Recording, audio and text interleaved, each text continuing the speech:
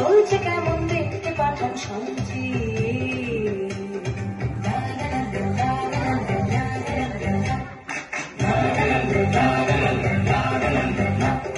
ধরে আনতে বললে সে তো বসে বেঁধে আনে, কাজে যাহাবার হলো বলছি গানে গানে। সে এক ভারী আজব দেশ, রাজা মন্ত্রী আছেন বেশ, সে এক ভারী আজব দেশ, রাজা মন্ত্রী আছেন বেশ। আহা বেশ বেশ বেশ, আহা বেশ বেশ বেশ, আহা বেশ বেশ বেশ। রাজা ও মন্ত্রী প্রাসাদের বাগানের মধ্যে হেঁটে যাচ্ছে। ওরে বাবারে, কি এটা পায়ে ফুটলো? কি হয়েছে মহারাজ, কি হয়েছে? দেখি দেখি কি ফুটেছে। মহারাজ, গোলাপ কাঁটা ফুটেছে, রক্ত বেরিয়ে গেছে। ইস, গোলাপের কাঁটা এখানে কি করে এলো? কেউ বাগান পরিষ্কার করেনি? তোমরা কিছু দেখো না কেন হে? আমার বাগানে কোনো কাঁটাওয়ালা ফুল থাকবে না, এই আমি বলে দিলাম। গোলাপের নামে আপনি প্রলাপ বকছেন মহারাজ। গোলাপের মতো এমন সুন্দর ফুল আর নেই মহারাজ। আমার কথার উপর কথা? তোমার দুদিনের বেতন কাটা। আমার রাজ্যে কোথাও গোলাপ বাগান থাকবে না। যথা আজ্ঞা মহারাজ। সবাই মিলে গোলাপ বাগান কেটে দিল।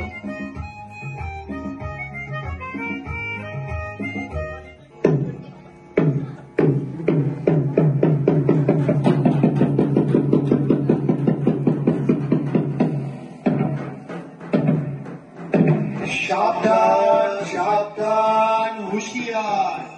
মহামহিম মহারাজা আসমুদ্র হিমাচলের একচ্ছত্র অধিপতি শ্রী শ্রী হবুচন্দ্র রায় বাহাদুর সপরিষদ রাজসভায় প্রবেশ করছে।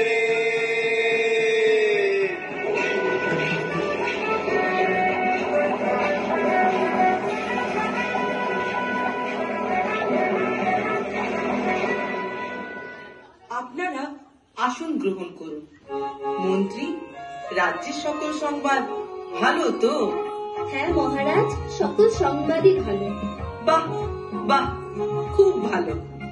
আজ রাজসভায় কি আয়োজন মন্ত্রী?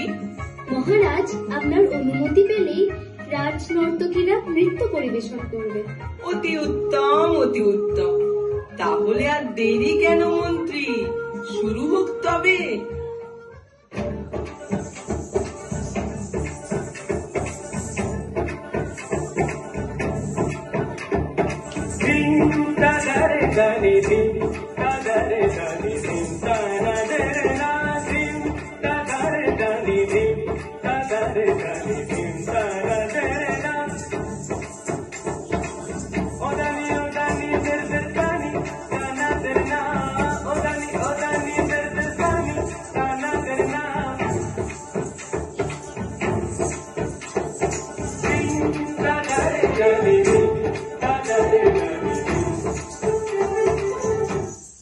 আর গোলাপও নেই, কাঁটাও নেই।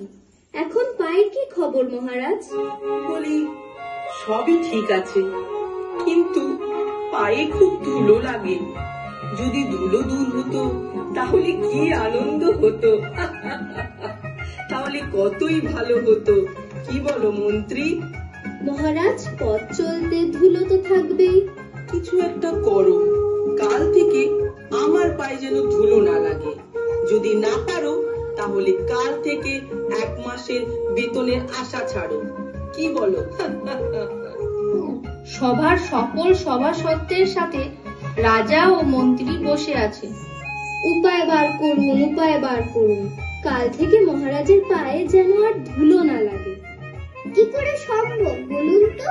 ধুলো তো আমাদের পায়েও লাগে। চুপ, একদম চুপ। আমাদের পায়ে লাগে লাগুক, আমাদের পা তো আর রাজার পা নয়। একটা লোক রাখা হোক, যে কাপড় দিয়ে পা পরিষ্কার করতে করতে যাবে, তবে পায়ে ধুলো লাগবে না। আবার লোক নিয়োগ, আবার খরচা, বেতন আর দিতে পারবো না, কর্ম খালি নেই। আমার একটা প্রশ্ন আছে মহারাজ। আবার প্রশ্ন? কিসের? বলুন শুনি। যদি আপনার পায়ে ধুলো না লাগে তবে আমরা আপনার পায়ে ধুলো পাবো কিভাবে?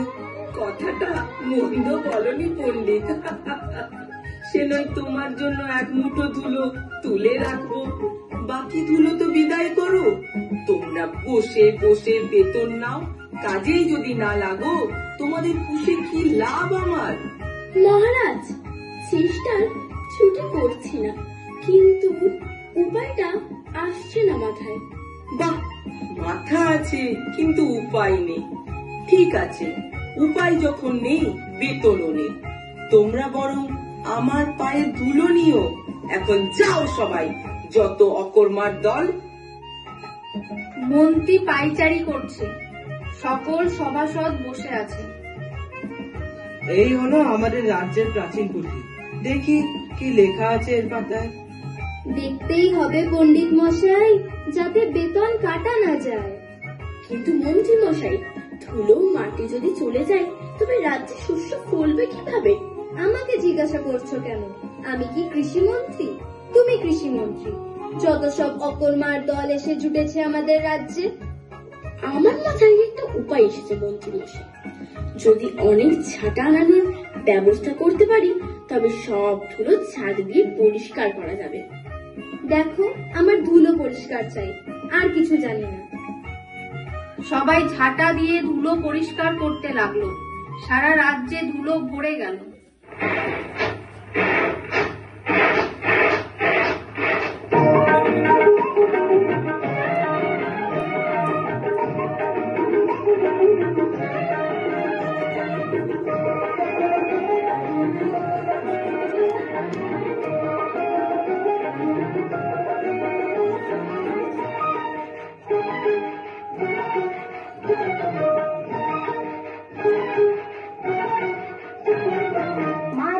मार झाड़ू मेरे झेकिए भी देखो, मार झाड़ू मेरे झेकिए भी देखो, कसमत নোংরা সবে ঠ্যাংরা মেরে ঘর থেকে দূর কর। বন্ধ করো এসব, তোমাদের দ্বারা কিচ্ছু হবে না। তোমাদের সকলের এই মাসের বেতন কাটা। তাহলে জল দিয়ে সব ধুলো ধুয়ে ফেলা হোক, তাহলে আর ধুলো থাকবে না। আর যে পারা যাচ্ছে না, যা ভালো হয় তাই করতে বলুন। সবাইকে জল ঢালতে আদেশ দেওয়া হোক।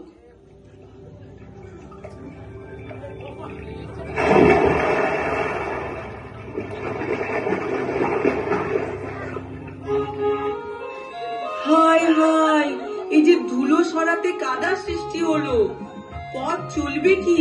সব যে আছড়ে পড়লো। মহারাজ, এই আমরা তাহলে গোটা রাজ্য মাদুর দিয়ে ঢেকে দিই মহারাজ। সর্বনাশ! এত মাদুর কোথায় পাবো বলো দেখি? মহারাজ, আর একটা উপায় আছে। ধুলোয় যদি পা না রাখেন তাহলে কেমন হয়? আপনি যদি ঘরে থাকেন বন্ধ। কথাটা বেশ নয় মন্দ, হয়তো রাজারও হবে পছন্দ। কি বুদ্ধি, কি বুদ্ধি! আমি যদি ঘরে বন্দি থাকি তাহলে কে রাজ্য চালাবে শুনি? আচ্ছা, গোটা রাজ্য যদি চামড়া দিয়ে মুড়ে ফেলি তাহলে কেমন হয় মহারাজ? চামড়া দিয়ে? এত চামড়া কোথা থেকে পাবো বলো দেখি? বেশ, তবে চর্মকারকে খবর দাও। সে যদি কোনো উপায় বার করতে পারে, বলো রাজার আদেশ। শোনো শোনো শোনো, রাজা মশাই ধরনী ভাঙার জন্য উপযুক্ত কাজ জানা চর্মকার খুঁজছেন। ভালো পারিশ্রমিক আছে, সত্বর যোগাযোগ করো। কিন্তু মহারাজ, একজন সামান্য চর্মকারকে দিয়ে এই মহা সমস্যার সমাধান হবে? মহাপণ্ডিতেরা যখন হিমশিম খাচ্ছে, সেখানে একজন চর্মকার কি পারবে উপায় বার করতে? থামুন আপনারা, এতদিন ধরে শুধু গাধা পুষেছি, কিছু তো উপায় মগজ থেকে বেরোলোই না। এখন চর্মকার এসে যদি কোনো উপায় বার করতে পারে তাতে মন্দ কি? শীঘ্রই তাকে রাজসভায় নিয়ে আসার ব্যবস্থা করা হোক। বলুন মহারাজ, কি জন্য আমারে তলব করেছেন? আমি কি কিছু অন্যায় করেছি? না না, সেসব কোনো ব্যাপার নয়। ধুলো দূর করার জন্য তো অনেক ব্যবস্থা নেওয়া হলো। অবশেষে মন্ত্রী মশাই পরামর্শ দিলেন গোটা রাজ্য চামড়া দিয়ে ঢেকে ফেলার জন্য। তোমার কি মনে হয়? মহারাজ, আমার কাছে আছে এক টুকরো চামড়া। তাতে কি করব আমরা? এক টুকরো চামড়া দিয়ে ঢাকা যাবে রাজ্য? না না মহারাজ, অত সহজ উপায়ের জন্য অত কিছু করণের দরকারই নেই মহারাজ। বটে, তবে শুনি সে কি উপায়? আপনি যদি আপনার শরৎ দুইখানি চামড়া দিয়ে ঢাইকা ফেলেন, তাহলে তো আর রাজ্য ঢাকার দরকারই পড়ে না মহারাজ। এত কি হবে সোজা? তোমায় শুলে চড়ানো হবে। থামুন থামুন থামুন সকলে। শোনো, তুমি নির্ভয় তোমার কাজ শুরু করো। চর্মকার তার কাজ শুরু করলো।